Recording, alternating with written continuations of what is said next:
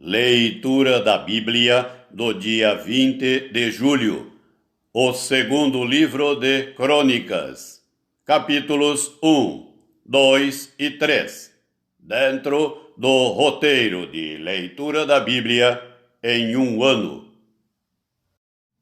Salomão, filho de Davi, fortaleceu-se no seu reino, e o Senhor seu Deus era com ele, e o engrandeceu sobremaneira.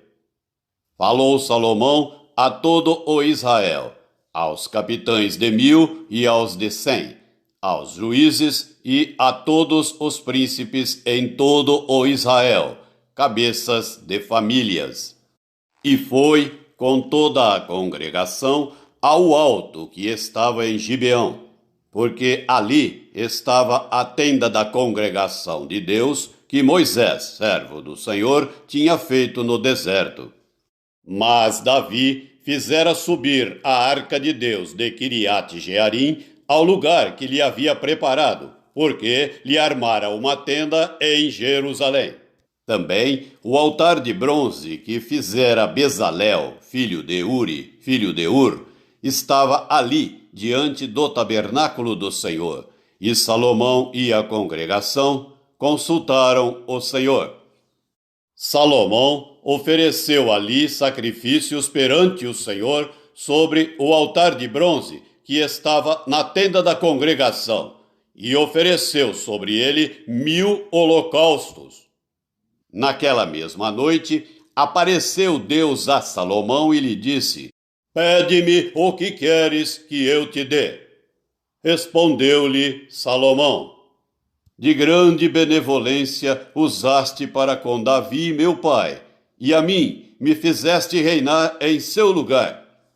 Agora, pois, ó Senhor Deus, cumpra-se a tua promessa feita a Davi, meu pai, porque tu me constituíste rei sobre um povo numeroso como o pó da terra.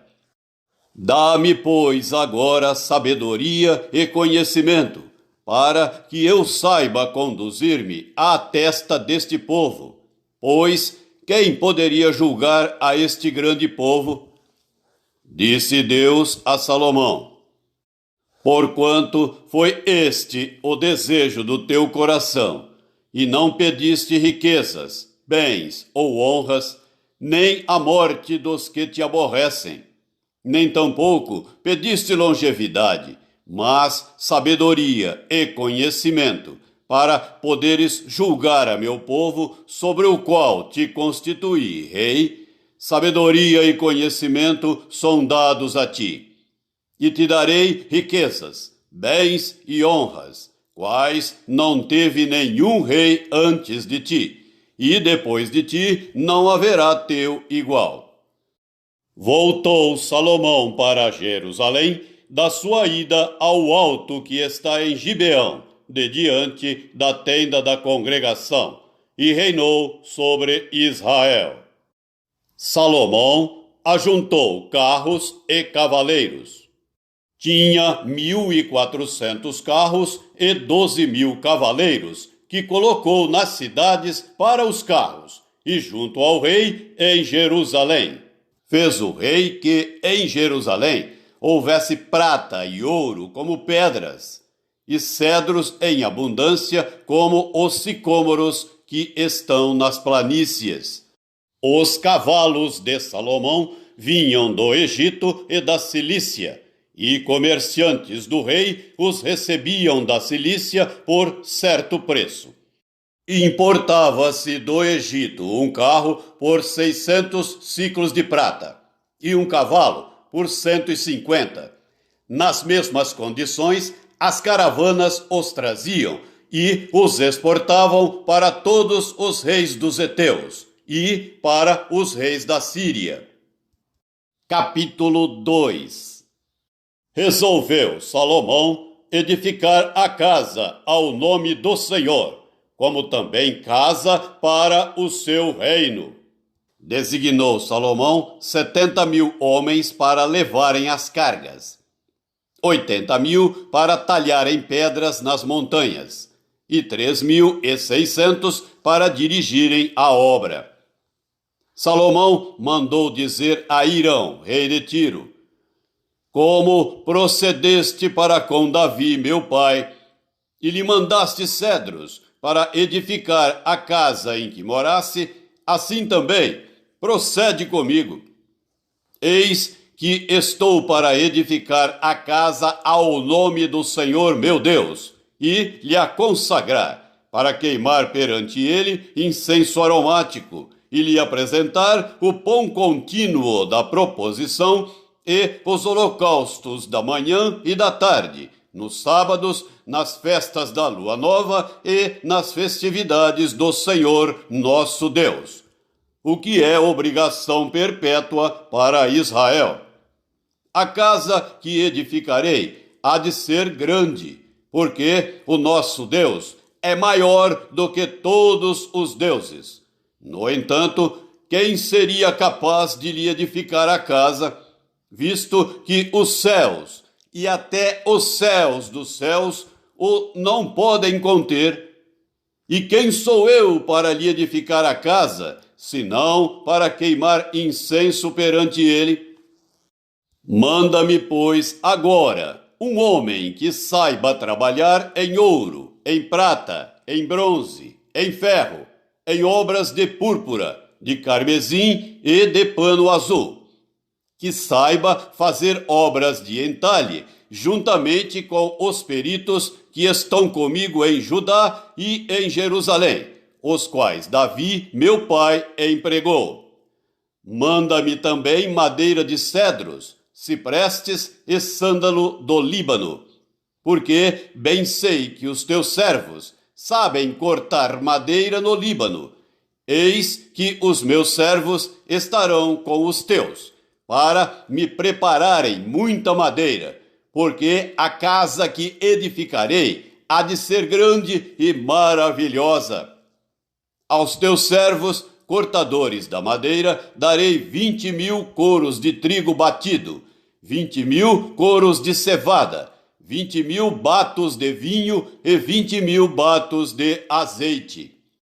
Hirão, rei de Tiro, respondeu por uma carta que enviou a Salomão, dizendo: porquanto o Senhor ama ao seu povo, te constituiu rei sobre ele. Disse mais Hirão: bendito seja o Senhor, Deus de Israel, que fez os céus e a terra, que deu ao rei Davi um filho sábio, dotado de discrição e entendimento, que edifique casa ao Senhor e para o seu próprio reino.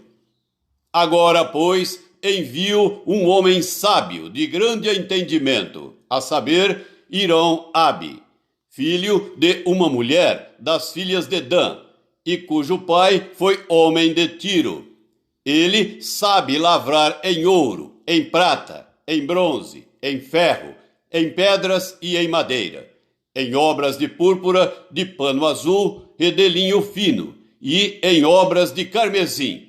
E é hábil para toda obra de entalhe e para elaborar qualquer plano que se lhe proponha, juntamente com os teus peritos e os peritos de Davi, meu senhor, teu pai. Agora, pois, mande o meu senhor para os seus servos o trigo, a cevada, o azeite e o vinho de que falou. E nós cortaremos tanta madeira no Líbano quanta houveres mister, e ta faremos chegar em jangadas pelo mar a Jope, e tu a farás subir a Jerusalém. Salomão levantou o censo de todos os homens estrangeiros que havia na terra de Israel, segundo o censo que fizera Davi seu pai, e acharam-se 153.600. Designou deles 70.000 para levarem as cargas, 80.000 para talharem pedras nas montanhas, como também 3.600 para dirigirem o trabalho do povo. Capítulo 3. Começou Salomão a edificar a casa do Senhor em Jerusalém, no monte Moriá, onde o Senhor aparecera a Davi, seu pai, lugar que Davi tinha designado na eira de Ornã, o Jebuseu. Começou a edificar no 2º mês, no dia 2º, no ano 4º do seu reinado. Foram estas as medidas dos alicerces que Salomão lançou para edificar a casa de Deus. O comprimento em côvados, segundo o primitivo padrão, 60 côvados, e a largura, 20. O pórtico diante da casa media 20 côvados no sentido da largura do lugar santo, e a altura 120, o que dentro cobriu de ouro puro. Também fez forrar de madeira de cipreste a sala grande, e a cobriu de ouro puro, e gravou nela palmas e cadeias. Também adornou a sala de pedras preciosas, e o ouro era de Parvaim. Cobriu também de ouro a sala, as traves, os umbrais, as paredes e as portas, e lavrou querubins nas paredes. Fez mais o Santo dos Santos, cujo comprimento, segundo a largura da sala grande, era de 20 côvados, e também a largura de 20. Cobriu-a de ouro puro, do peso de 600 talentos. O peso dos pregos era de 50 siclos de ouro. Cobriu de ouro os cenáculos. No Santo dos Santos, fez 2 querubins de madeira e os cobriu de ouro. As asas estendidas juntas dos querubins mediam o comprimento de 20 côvados.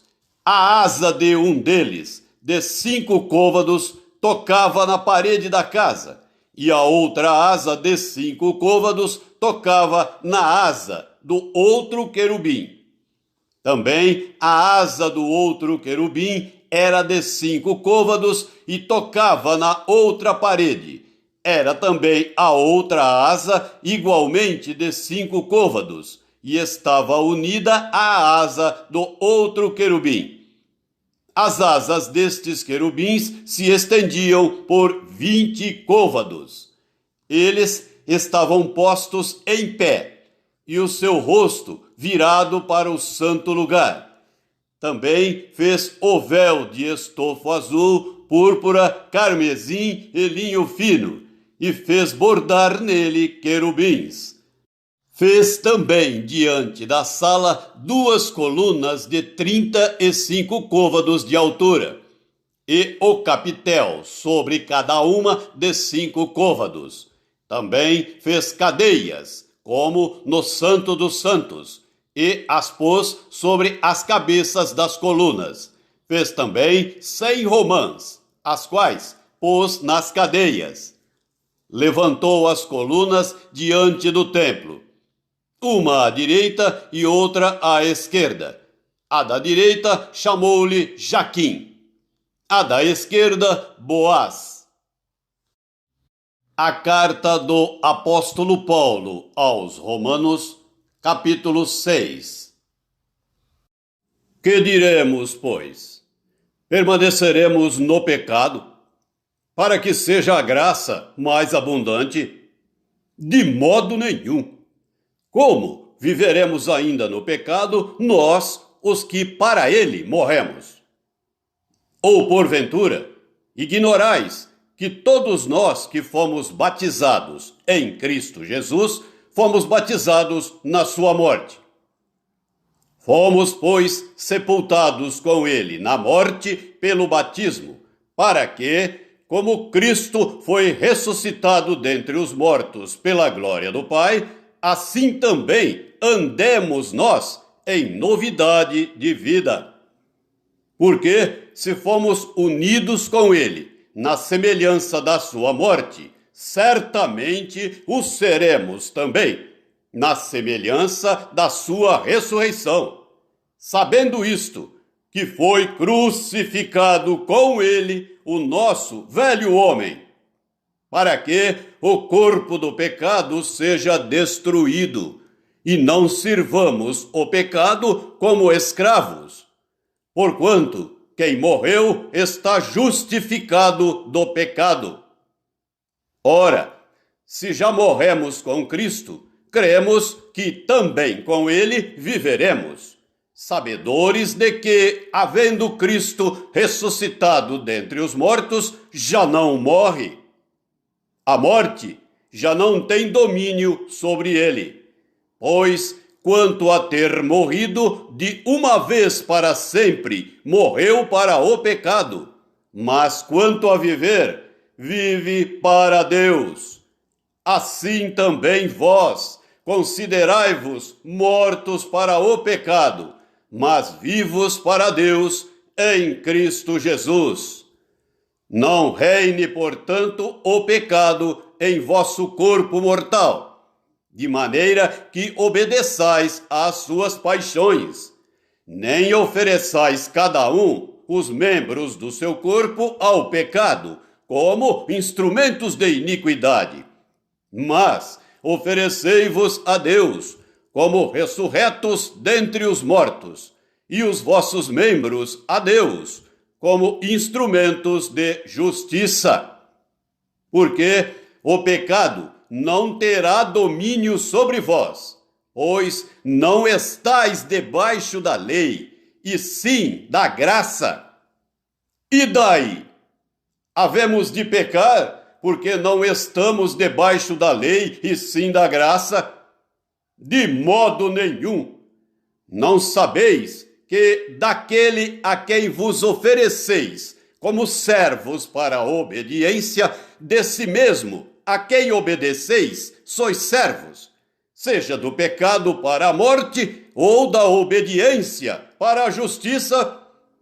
Mas, graças a Deus, porque outrora, escravos do pecado, contudo, viestes a obedecer de coração à forma de doutrina a que fostes entregues, e, uma vez libertados do pecado, fostes feitos servos da justiça.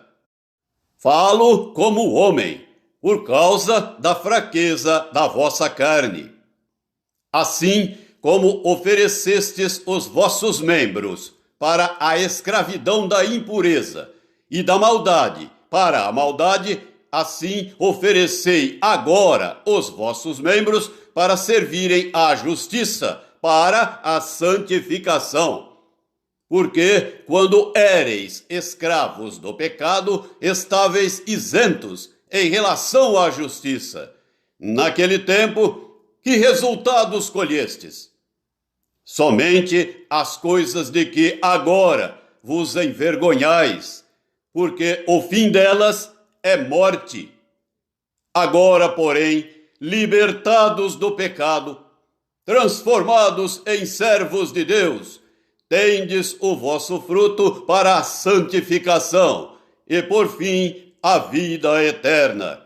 Porque o salário do pecado é a morte, mas o dom gratuito de Deus é a vida eterna em Cristo Jesus, nosso Senhor. Salmo 16. Guarda-me, ó Deus, porque em ti me refugio. Digo ao Senhor: tu és o meu Senhor. Outro bem não possuo, senão a ti somente. Quanto aos santos que há na terra, são eles os notáveis, nos quais tenho todo o meu prazer. Muitas serão as penas dos que trocam o Senhor por outros deuses. Não oferecerei as suas libações de sangue, e os meus lábios não pronunciarão o seu nome. O Senhor é a porção da minha herança e o meu cálice. Tu és o arrimo da minha sorte. Caem-me as divisas em lugares amenos. É muito linda a minha herança. Bendigo o Senhor que me aconselha, pois até durante a noite o meu coração me ensina. O Senhor tenho sempre à minha presença. Estando Ele à minha direita, não serei abalado. Alegra-se, pois, o meu coração, e o meu espírito exulta.